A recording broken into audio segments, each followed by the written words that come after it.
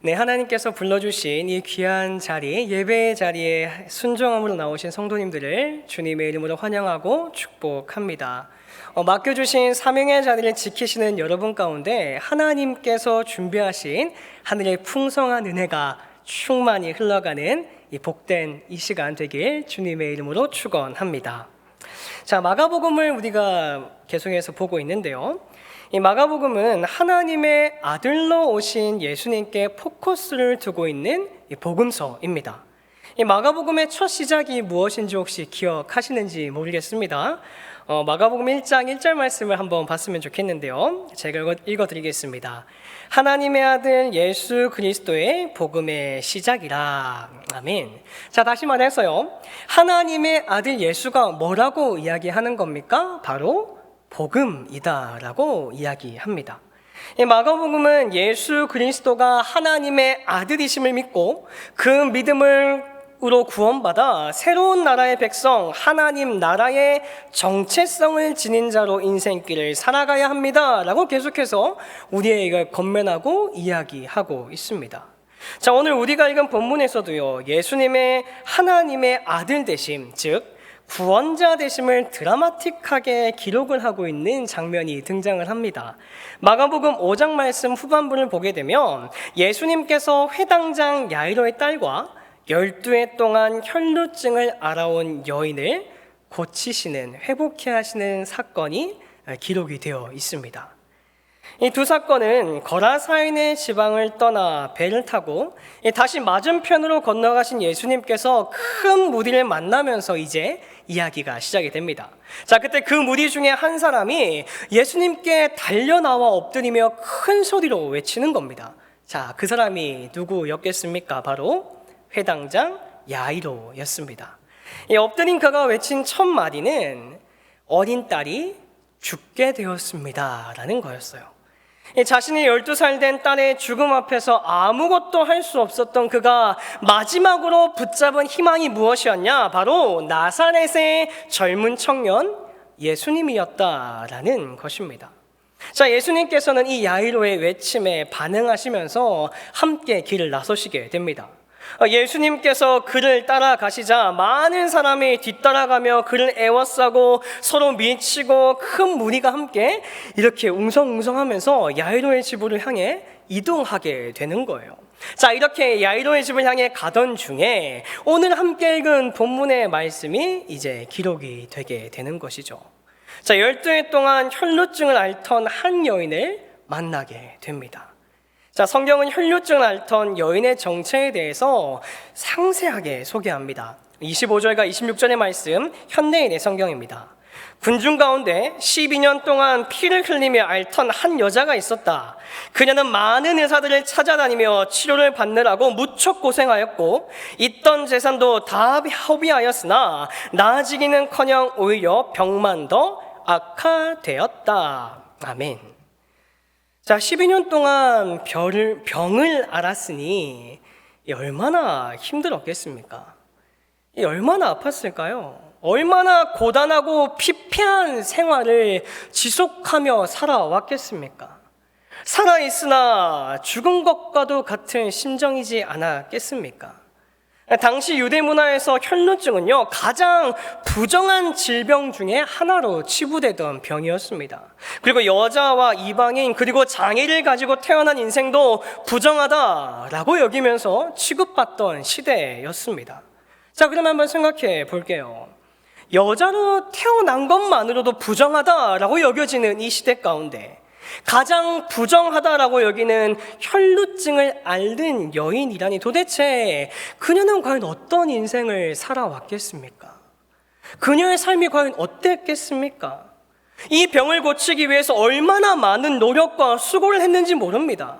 조금이라도 이 병에 대해서 아는 사람이 있다라고 한다면 그것이 어디든지 간에 밤이고 낮이고 찾아가 이 병을 낫기 위하여서 몸부림치는 삶을 살았습니다. 그러다 보니까요, 가지고 있던 재산도 다 허비하게 되고요, 안 그래도 몸이 좋지 않은데 무리하면서 돌아다니니까 낫기 위해 노력했던 이 모든 것이요, 더 아픔과 더 큰 어려움으로 그녀의 삶을 짓누르는 인생이었습니다. 자, 이런 시간이 자그마치 몇 년이라고요? 12년입니다. 12년. 12년이라는 시간이 그녀에게 얼마나 큰 아픔과 상처, 눈물과 비참한 시간이었는지는 우리가 상상조차 하기가 힘들죠. 게다가 부정한 자가 손대는 모든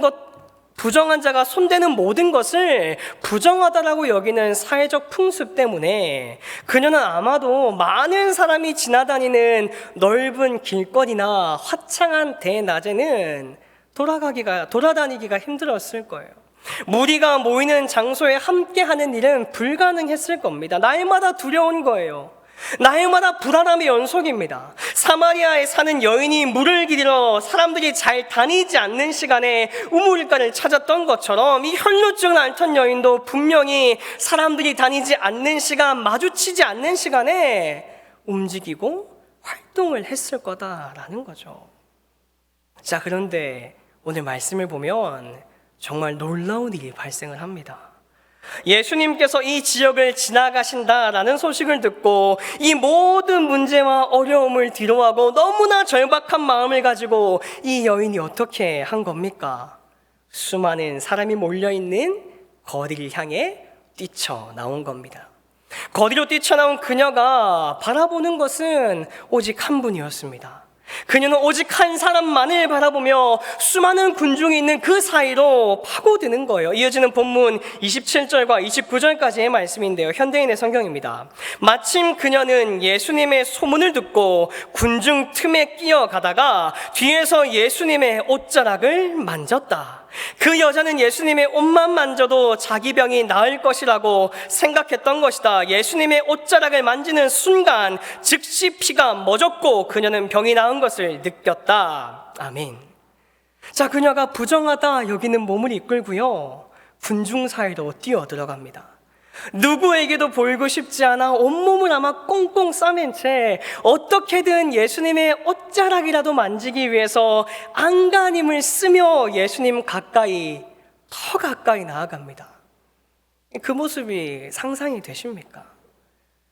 병으로 악화된 몸을 이끌고 마지막이라 생각하며 안간힘을 쓰는 연약한 여인의 모습입니다. 수많은 사람이 예수님을 만나기 위해서 모였습니다. 그 수많은 사람 사이에 연약하고 병든 여인이 예수님을 만나기 위해서 할 수 있었던 방법이 무엇이었겠습니까? 사진 하나를 볼 텐데요. 알렉산드레 비다가 1874년에 그리스도의 생애를 동파나 연작사파로 그렸는데 그 중에 혈루증 여인의 모습을 담은 작품입니다. 여인이 어떻게 하고 있습니까? 땅을 짚고 기어서 예수님을 향해 나아갑니다.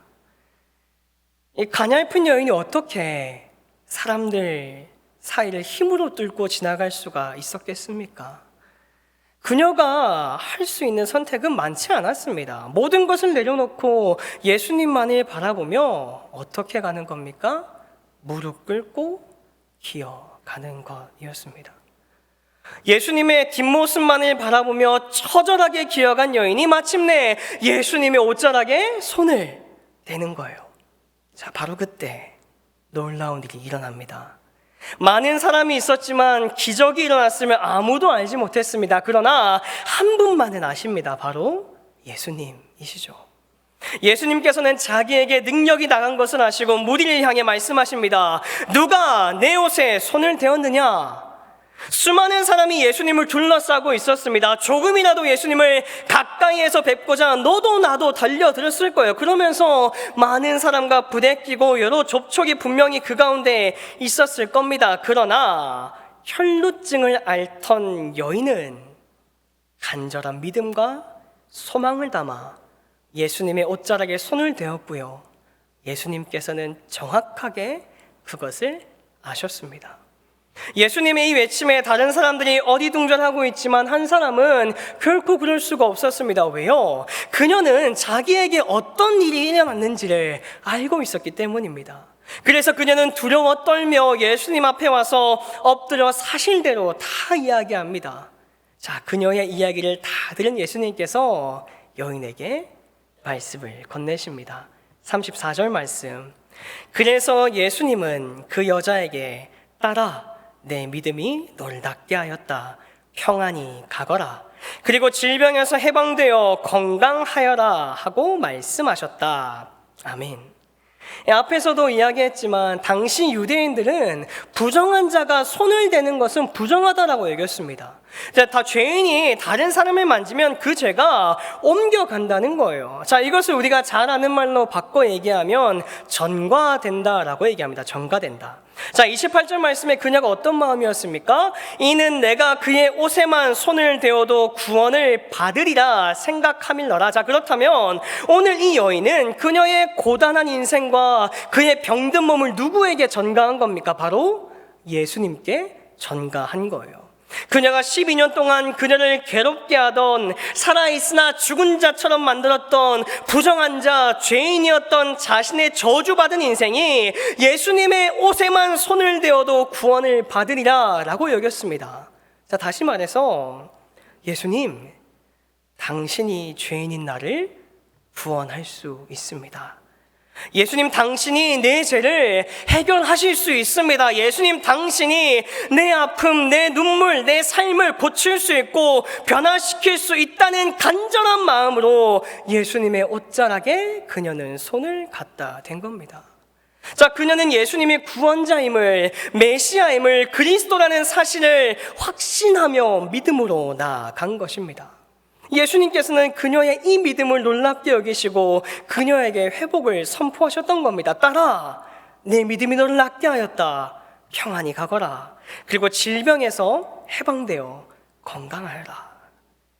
우리 사랑하는 성도님들, 오늘 말씀에 등장하는 이 여인의 모습을 곰곰이 생각해 보면 그녀는 굉장히 큰 모험을 한 것입니다.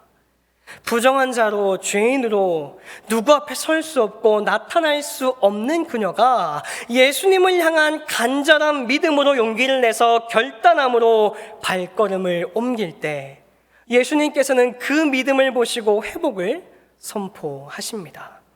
믿음이 삶으로 이어지니까요, 이어진 그 삶 가운데에 하나님의 놀라운 은혜가 흘러가더라는 거예요. 오늘을 살아가는 저와 여러분들의 모습은 어떻습니까? 우리의 믿음은 어떤가요? 정말 예수님께서 내 삶의 모든 문제를 해결하시고 나를 구원하시고 나의 인생을 책임지시는 구원자 그리스도라고 하는 그 사실을 믿으십니까? 오늘 이 시간 정직하게 나의 믿음을 점검하는 우리가 되었으면 좋겠습니다. 그리하여서 먼저 이 길을 걸어가신 예수님을 따라 걸으며 그분의 옷자락에 손만 대어도 구원을 받으리라 고백했던 12의 혈루증을 알아온 여인처럼 믿음으로 주님의 옷자락을 붙들 때 내 삶의 회복을 명하시고 구원을 선포하시는 예수님의 따스한 음성을 듣는 이 밤 남겨진 저와 여러분들의 인생 되시기를 주님의 이름으로 축원합니다.